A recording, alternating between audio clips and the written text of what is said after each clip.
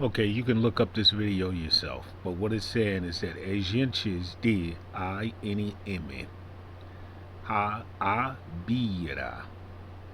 sido asesinado por pedir documentos.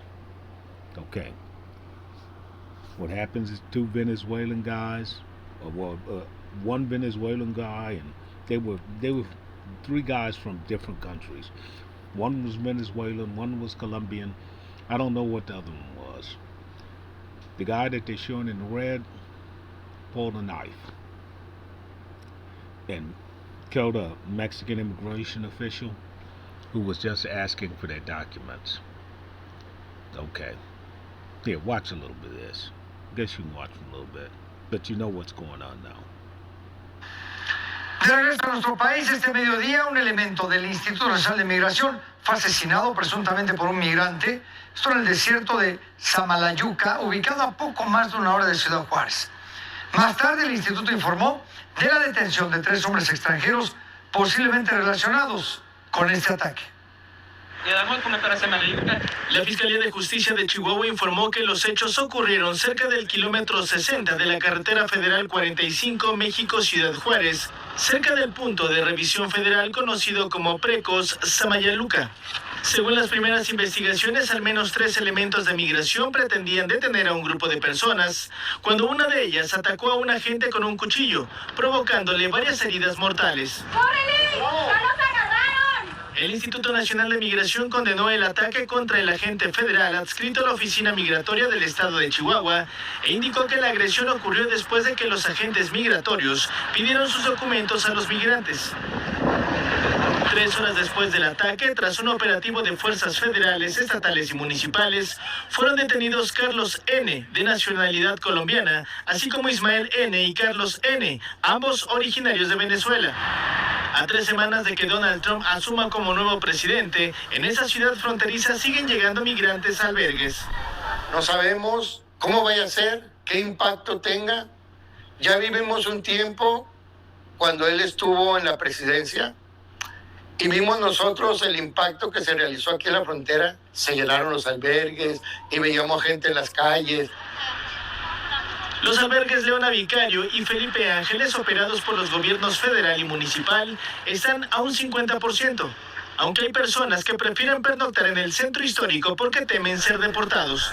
Es igual, de todas maneras deportaciones allá siempre hay, todo el año. Te agarran manejando un carrito, vente para atrás, amigo. Te agarran en el trabajo, vente para atrás.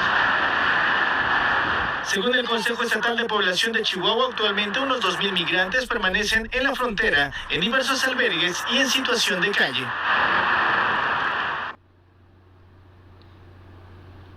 Now, in Alberta is a place where the Mexicans are attempting to provide these immigrants with housing, with these De migrants. regreso a nuestro país, este mediodía, un elemento del They're attempting to provide these migrants with housing. Well, not really housing. You get a tent, you get a blanket, and you get some food. You know, and then you have a reasonable amount of security, police patrol. Well, these 3 guys, they're way out in the desert, way out, and where they're talking about is west of Ciudad Juarez. So it's west of Ciudad Juarez, and if you cross, you're gonna be going straight through Alamogordo, and that's made famous in one of the Clint Eastwood movies where they're going to Tucumcari. So there's nothing out there. Chances of you making it through that particular piece of desert is just not great.